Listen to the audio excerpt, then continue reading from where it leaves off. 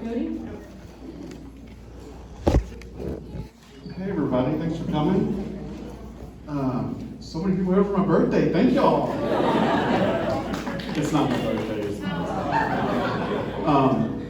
Really, thank you guys for coming. I've been here for going on 13 years. By far the biggest turnout ever. And we're not even giving away televisions.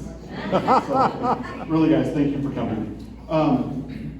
So tonight is the culmination of our two-step process, which you guys are all aware. Step one is putting this amendment that the board decided in the last quarter of 2021 to put it out to a vote to the membership of the association. So this isn't the board making a decision tonight. This is the results of the homeowners voting for this amendment, yes or no. The amendment, as I'm sure you all know, is to grant the board the ability to make rules as it relates to rental and leasing, which our current documents do not specify. So that's why we are here tonight. We're also here because for multiple years, the board received multiple, overwhelming demand for them to please put this to a vote, please do something about this situation. And so, like I said, the last quarter of last year, the board did make that decision to put it to a vote for the homeowners. So our declaration, which was amended years ago, specifies that we need a greater than 50% vote of the membership to pass an amendment. So we have 2,254 homeowners, so 1,127 is right at 50%, so we need one more than that for the vote to pass to be greater than 50%. All of this information did not just come from me, or the board. The board met with multiple attorneys last quarter, received all of the advice that they could get. They asked all of the questions, and so all of this information, all of this process is being conducted as the association attorneys instructed the board to do so.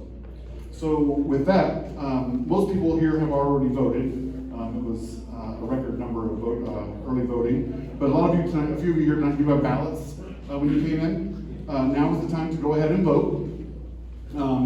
If you've got a ballot and you finish it, go ahead and hold it up. And then Anthony and Anthony's team in the back will be coming around to pick up the ballots. This will be your last time to cast your vote. So let's give everybody that opportunity.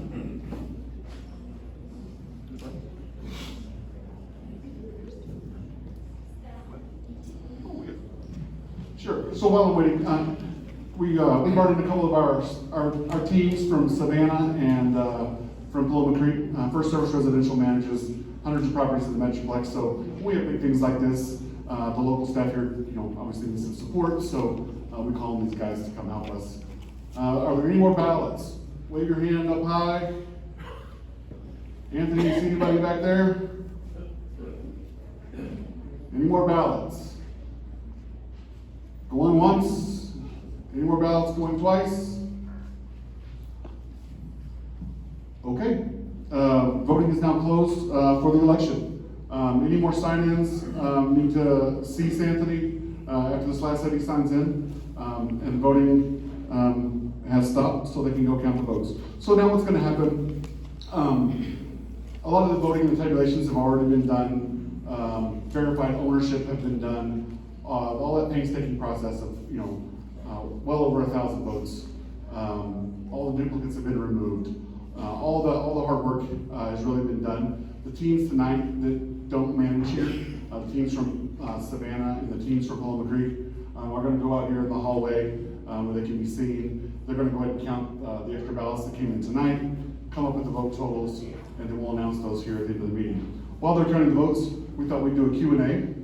So if you wanted to make a comment, you received a comment card when you came in. If you want to hold that up, the Providence team can grab those. Shannon, can you help me please? Chris, just hold up your comment cards. If you have a comment, we'll come around and grab it for you. And then we'll be reading the comments. Anybody have comments? We passed out a bunch. Nobody wants to ask a question. We got some back there. All right, we got some back there, which is good. Anybody else? Y'all just want the results. We did turn in. Yes, they're in the back. Yes, sir. Yes, sir. We got the ones you've already turned in.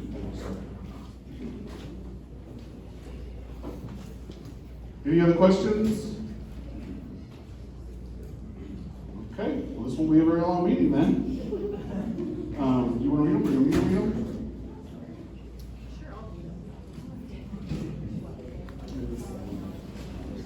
Hello, everybody. First, I want to introduce the board really quick. My name is Jennifer Dowtrick. I'm the president. We'll call him Cody. This is Cody Watson. He's our general manager of the property. Next, we have Melanie Ecker, who is our secretary, Stevie Benton, who is our vice president, Dylan Lawson, who is our treasurer, and Lex Politz, who is our member at large. So, nice to see everybody. First question, assuming the amendment passes, will existing multi-property investors be grandfathered and not be required to sell off houses except one? That is their first question. Unfortunately, we cannot answer that question right now. We are waiting to get the results from the vote, and I am one of 5 people on the board, and that decision will be made with the 5 board members next Monday. Second question, assuming the amendment passes, what can and will be done about the existing tenants and properties owned by investors that have multiple properties? Same answer. Do we know as an HOA that we have the authority to restrict the sale of property in the city, and what about the presently undeveloped areas within the city limits? So I think that's really more of a town question. Do we know as an HOA that we have the authority to restrict the sale of property in the city? So currently, the HOA does not have any ability to restrict the sale to anyone. That's why there's so many investors. There's no rental restrictions in our government documents. That's why we're here tonight. So currently, no, but if this passes, then the board will be able to make those rules. The other question about the town, that would be a town question. I'd invite you to go to a town hall meeting. And just to reiterate what Jennifer said on the other one, we knew a lot of these questions tonight are going to be, hey board, what are the rules are you going to make? Everybody wants to know who's going to be grandfathered in, who's going to be kicked out, if anyone. I mean, I'm not saying they are. Just everybody wants to know all of the rules, right?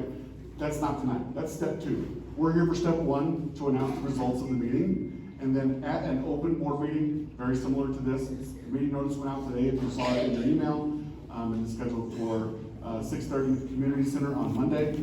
We may actually need to have it here now that I see how many people are excited. Yeah, AT&T Stadium.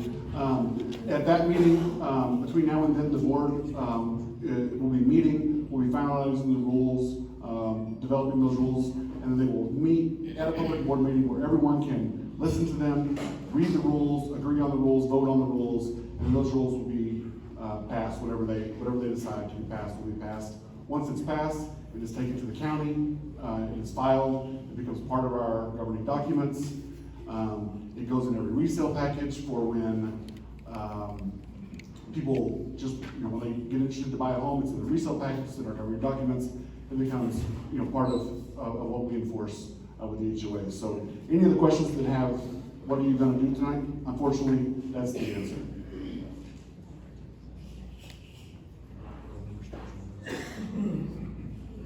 Sorry, I'm trying to decipher handwriting real quick. Okay.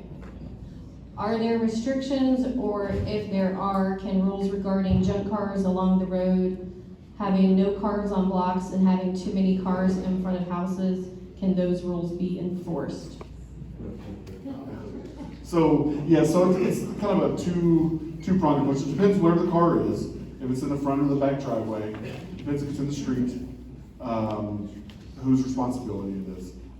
If it's a violation of the governing documents, yes, we are violating it. We have a person on staff here. That's their job, is to go and issue the violations for all of any code violations. I will say a lot of times it looks like the HOA is doing nothing if your neighbor's not mowing their grass, or your neighbor's not bringing in their trash can, or your neighbor does have a car on blocks. That is a violation. It may seem like we're not doing anything. The example I like to give, there was a house years ago that put up these awesome Halloween decorations, and they had rats running all throughout the house, and it was really cool for Halloween. But by Christmas, they were getting fined. right? And they were getting fined weekly. And so then they put little Christmas hats on them. and then by St. Patty's Day, they were all wearing shamrocks. And one day we come around the corner ready to make another fine. People were upset, we're not doing anything. Well, they were down. That's interesting. I go look at the account's paid in full. So for me, a threat of a $25 fine where I live is enough for me to comply. For this folks, their joke was worth the amount of money they got fined. So a lot of times it doesn't look like we're doing something, but I assure you, we are. The rule for one person can rent one unit. What is, I'm not sure, what is preventing someone to create several or have friends or business? Have Several LLCs or have friends or business associations create a corporation and purchase and rent a house. Right, and that was the discussion that the board's been having on creating the rules, and that'll be addressed in step 2. Last one, why does the amendment use open-ended language regarding rental leasing rules rather than allowing owners to vote on specific restrictions that we can support? Has the board looked at potential legal liabilities and negative impacts of PU's reputation if affordable housing is restricted?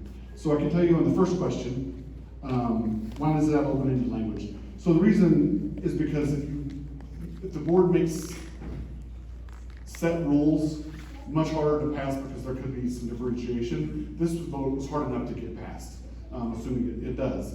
So you want to leave it open to give the board the ability to do that. The homeowners are the ones that are electing the board to sit here. And so y'all are saying whatever the guys, if it passes, you're saying we trust them to make some good rules. The good news is, if it does pass and the rules are made, maybe some of them work and some of them don't, or some are too restrictive or some aren't restrictive enough, they can always be changed because they will be granted the ability to make the rules. Second question about, has the board looked at potential liabilities and negative impacts reputation in affordable housing is restricted? Yes, the board has talked to numerous properties with First Service. They have talked with numerous attorneys, checking on all of the liabilities that may present themselves in this situation. The board that put this up for a vote at the last quarter of last year felt that the risk did not hinder this vote from going forward. So they decided to move forward with the vote. And that is all of our questions. Let me go check on the voting.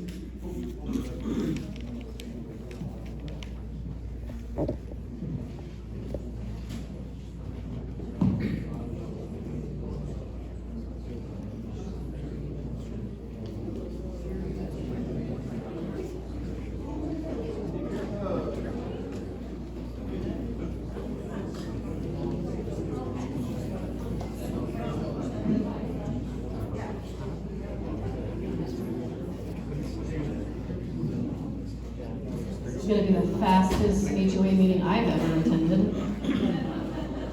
First, I want to thank Cody and our office staff because they have been working tirelessly on this since the board started talking about this back in September, late September. So we couldn't do any of this without you guys. So please give them a round of applause. They worked really hard.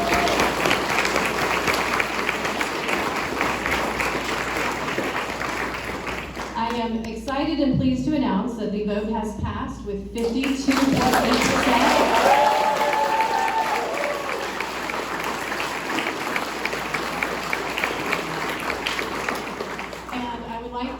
Acknowledge that we had a group of homeowners come together, about 25 to 28 homeowners. They got together, we started in February, and they came to me and we worked together and they went door to door, and it's really nice to see so many people get involved and want to help make change, and I applaud you. So round of applause to those individuals.